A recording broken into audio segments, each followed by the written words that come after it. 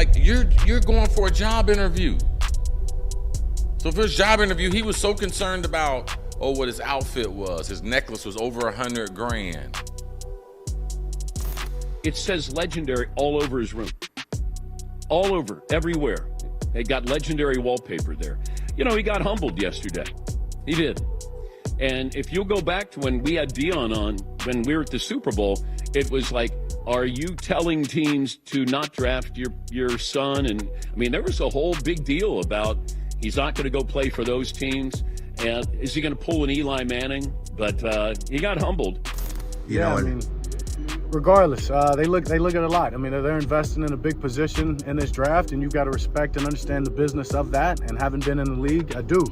So Dak Prescott just whacked Shedeur Sanders over the head with some brutally honest takes on his diva attitude, and Shedeur did not like it one bit. The last few weeks have been full of people sucking up to Shedeur and consoling him over his draft slide. Some have even gone as far as cooking up this huge conspiracy about how Shedeur was set up by the NFL, the coaches, and believe it or not, even his mentor, Tom Brady. However, word on the street is that Dak Prescott believes that Shedeur has nobody but himself to blame for his late pick. According to insiders, Dak believes Shedeur put many coaches and GMs off with his spoiled and entitled behavior. Oh, but that's not all. Dak also feels like someone needs to warn Shedeur that if he doesn't put his head down and drop that attitude, his days in the NFL are numbered. And of course, in typical Shedeur Sanders attitude, he clapped back at Dak Prescott, telling him to mind his washed-up career instead of sticking his nose in other people's business. Woo, the drama just keeps getting wilder with this one. But Shedeur also does not want to be challenged. I said certain things that I'm just keeping it a buck and just say how I feel. That doesn't negate how I feel about him. I think we can all agree that nobody expected the crazy plot twists that came with this draft season. And the biggest of them all was Shedeur Sanders not getting picked in the first, second, third, or even fourth round. Like, nobody could deny his athleticism and talent. Even better, Shedeur already has the kind of star power guaranteed to sell tickets and make millions for his team. So, what went wrong? He waited and waited for the call before eventually getting picked by the Cleveland Browns at number 144 in the 5th round. The Cleveland Browns select Shedeur Sanders, quarterback, Colorado. The reaction in the draft hall says it all. You could feel the energy shift with each round that his name was not called, and how humiliating it was for him to sit around twiddling his thumbs, waiting for any team to call him up. As if the situation wasn't already embarrassing enough, he even got a prank call from someone pretending it was a draft call. Is this Shedeur? This is Mickey Loomis here, the GM of the New Orleans Saints. How you doing? This is Mickey Loomis here, GM of the Saints.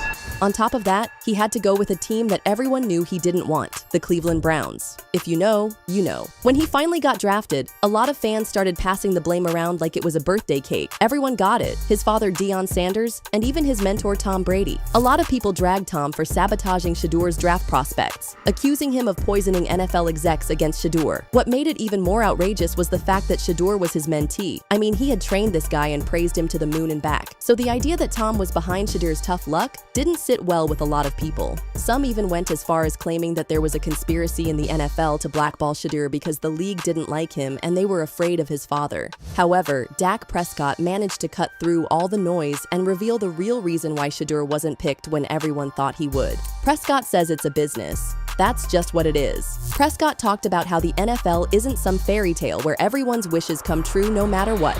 Because it just, as I stated, it doesn't matter when you get in. I know he expected himself to go #1 overall, and he would be wrong if he didn't expect himself to be there. So every pick after that has hurt, but every pick after that I know is fuel to the fire. A little bit of that I know from Shedeur, talking to him. Yeah, this is only going to make him better. This is only going to push him. And as I said, it's all about when you get into this business. And when you get in, you can handle it. I know Shedeur can handle it. He's been through a lot. He's had pressure his whole life, so this will be no different. Prescott didn't stop there, though. He advised Shedeur that the only way to make it in the NFL is to respect the fact that this is a machine, and it'll keep running with or without him. So he needs to put his head down and do the work. Regardless, they look at a lot. I mean, they're investing in a big position in this draft, and you've got to respect and understand the business of that. And having been in the league, I do. So I know why I dropped in. For the guys who are dropping, whether it's off the field, whether it's on the field, whether it's he say, she say accuracy talk, or, you know, he hadn't competed against people. It really doesn't matter. Prescott left a lot unsaid, but the message was clear. Shedeur might be good, but he's not the best thing after sliced bread. And while his talent is undeniable, and there's no doubt he'll bring his own flair to the game, the league will not stop moving just because he didn't get drafted. Now, Dak Prescott knows a thing or two about being sliding way below your projected pick during draft season. In his time, Prescott was projected to be a second-round pick at worst, but he ended up getting picked 135th overall in the 4th round during the 2016 NFL Draft. This was despite his excellent resume, which includes playing quarterback at Houghton High School and for Mississippi State. Even when he got to the NFL, he was destined to be a career backup because the team already had a star quarterback, Tony Romo, and a backup, Kellen Moore. However, in a weird twist of fate, Romo and Moore went down with injuries in Prescott's first season, finally giving him a chance to shine. And Prescott didn't disappoint. That season, he led the Cowboys to a 13-3 record, the best in the NFC. So, yeah, if anyone has experience of feeling disappointed and embarrassed about his draft position and ending up making the best out of it, Dak Prescott does. But according to him, it doesn't matter when you get drafted. What matters is that when you get there, you make the most out of the position, work hard, and prove yourself. This shouldn't be too difficult for Shedeur because he has faced pressure his entire life. Prescott wasn't that slick though, and a lot of people picked up on the things he left unsaid. But here's the catch. Many other people shared the same sentiment with him. In a recent interview with the Up and Adams podcast, Warren Moon dragged Shedeur for acting spoiled and entitled. According to Warren, the quarterback position is very important, and it needs a player who can be calm, humble, and respectful. It needs someone who can be a leader and represent the team well. He advised Shedeur to get that chip off his shoulder and focus on making the most out of the opportunity he has been given. There's a whole different mindset when you play corner compared to playing quarterback. You can't act like a cornerback when you're playing quarterback. Quarterback's a humble position. You got to be respectful. You got to be a leader. You're the face of the franchise. There's so much more responsibility that comes along with it. That's what he has to understand. And he's not wrong. A quarterback is not like any other position. The execs are investing a lot of money in you because you're likely to be the face of the team. You're also likely the highest paid player on the team because, well, you're the one who sells the most tickets and merch. The NFL is still quite rigid and old-fashioned. They like to know they can control their biggest investments and need someone who won't be too controversial in the media. And as y'all know, this is the opposite of Shedeur's behavior. GOAT NFL team. Whoever picks me. GOAT athlete. Shedeur Sanders. GOAT musician. Deion Sanders Jr. GOAT actor. Shedeur Sanders. GOAT TV show. Coach Prime. Give us your best SI cover pose. Yeah. Shedeur is not afraid of controversy, and he inherited his father's flair and swag. That's not a guy that will allow himself to be controlled by anybody. He would rather be the one calling the shots. And he proved this during the press run leading up to the draft season. That's the plan. If that's not what you're trying to do, don't get me. If you ain't trying to change the franchise or the culture, don't get me. So you should know history repeats itself over and over and over. And I've done it over and over and over. So it should be no question why NFL franchise should pick me. I mean, he's been going around calling himself a legend, no matter whose side you're on. We can all admit that calling yourself a legend when your career has barely even started is crazy. And it's exactly the kind of thing that makes an NFL team put a big X over your name when others are getting drafted. I mean, let me tell you what he understands today. Okay. He ain't running shit.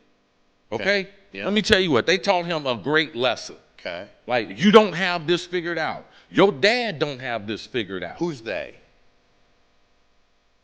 NFL, Shedeur. the world. No, who taught you? Said they taught him. I'm just curious. Like Well, the system. the system. Okay, There's a system out there, man. Okay.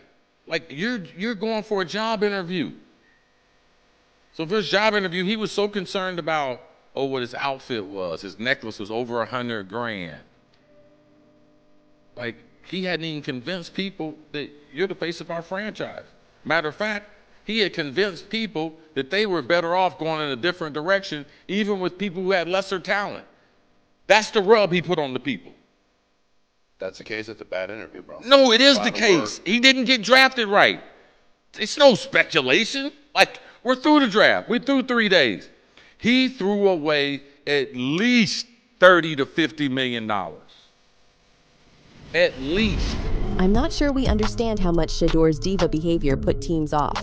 It's not just that teams didn't want him to be their top picks. They were taking him off their boards entirely. According to insiders, Shedeur was just unbearable throughout the pre-draft process. He would refuse to show up for interviews, and the ones he did show up for, he acted arrogant, spoiled, and completely uninterested in making a good impression. One anonymous NFL assistant coach talked about Shedeur being the worst prospect he had ever interviewed. He said, "He's so entitled, he takes unnecessary sacks. He never plays on time. He has horrible body language. He blames teammates. But the biggest thing is he's not that good." There were many reports about Shedeur deliberately skipping meetings that would have helped put him in a more favorable light for him to get drafted. College football analyst Ross Tucker spilled the tea about how Shedeur skipped 2 interviews with him for no obvious reason. According to Ross, the next time he saw Shedeur, he was in the back of a pickup truck, just having the time of his life. Skipping a production meeting alone is not enough to tank a player's stock, but it's enough to make most teams think twice about bringing him on, especially when you add to all the other things Shedeur did during the pre-draft process. For example, Shedeur decided to sit out the NFL scouting combine for no reason. The combine is a week-long showcase where aspiring NFL players perform physical and mental tests in front of team coaches, general managers, and scouts. Basically, it's where they show off their abilities and how prepared they are for an NFL career. And here's the catch. The NFL has a new rule. If you accept an invite for the combine, you must be there. Guess who accepted the invite and didn't show up? Shedeur Sanders. It was an outright disrespect to the league, not to mention that he actually broke one of the unwritten rules. It was giving, "I don't need to display myself in front of mere mortals for a chance at pro football because I'm too good for teams to pass up on." Not a good look for anyone just looking to start their pro career. But that's not all. According to reports, Shedeur only took interviews with the top 7 teams. The others? He either snubbed them or bombed the interviews on purpose. Now, it's not unusual for high picks to only take a few interviews because they know that teams are falling over themselves to draft them. For instance, quarterback Cam Ward only met with 3 teams. Receiver and cornerback Travis Hunter met with 9. And guess what? They both ended up in the top 2 picks. However, the difference between them and Shedeur is that while they brought the right attitude to the interviews and pre-draft process in general, Shedeur did not. He was dismissive, borderline acting like he was doing teams a favor by interviewing with them. One league insider revealed that a top 7 team asked Shedeur to study its playbook for an install at their interview. But guess what? Shedeur showed up unprepared and instead used the time to interview the team's leadership. But don't get it twisted. Shedeur might have some weird and off-putting behaviors, but you know who doesn't get to walk away from all this with his hands clean? His father, Diva Sanders. Many people feel that Dion overplayed his hand during the draft process, which made many teams feel like he was trying to run the NFL. From day one, Dion made it clear that he would be heavily involved in his son's drafting process and could even determine which team his son ended up playing for. He even said he was not going to advise his son to play for some specific teams, even if they drafted him. Where do you predict Shedeur and Travis going in the draft? Top 4. Ooh, that's pretty beautiful. Anywhere from 1 through 4.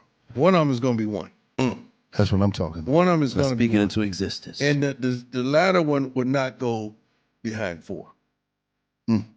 Now, all this is subjective because I know where I kind of want them to go. And let's not forget Shallow, okay? But I know where I want them to go. So there's certain cities that ain't gonna happen. Dion also kind of implied that he would follow his son to whatever team chose him. Dion had a phenomenal career playing pro football, followed by an equally great career as the one and only Coach Prime. If Dion decides he wants to coach the team his son is playing for, there's very little the team's management can do to stop that, because the fans will go to war over Coach Prime. You can't deny that that is an insane amount of power to have. So, why would any right-thinking coach or GM make a move that could lead to them losing their jobs in a few months? That would be self-sabotage on an insane level. Throughout this NFL draft drama, Shedeur has kept his cool, but it got to a point that he just had to address the critics. He clapped back saying, "Well, we always understood to block out the noise, even from Jackson State and Colorado. It's a lot of critics, it's a lot of hate, but we know what to do. We know how to handle that in every way." But do you think Shedeur fumbled the draft process by being a diva? Or do you think people are being too harsh on him because of his father? Drop your thoughts in the comments below and stick around for this next juicy video.